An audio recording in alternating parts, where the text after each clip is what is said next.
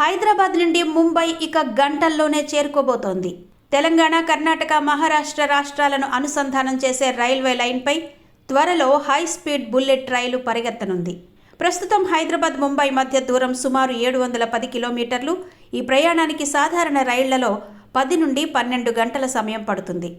కానీ బుల్లెట్ రైలు రాగానే అదే ప్రయాణాన్ని కేవలం 3 గంటల్లోనే పూర్తి చేయొచ్చు.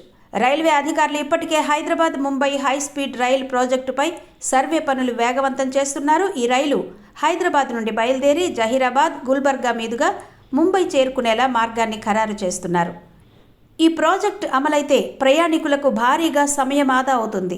2 మహానగరాల మధ్య వ్యాపార, వాణిజ్య సంబంధాలు బలపడతాయి.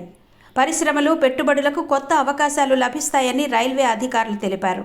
మొత్తానికి హైదరాబాద్ ముంబై ప్రయాణం ఇకపై ఒకరోజు వ్యవహారం కాదు, కేవలం 3 గంటల బుల్లెట్ రైలు ప్రయాణమే. దీంతో దక్షిణ, పశ్చిమ భారతానికి మధ్య అభివృద్ధి దారులు తెరుచుకోనున్నాయి.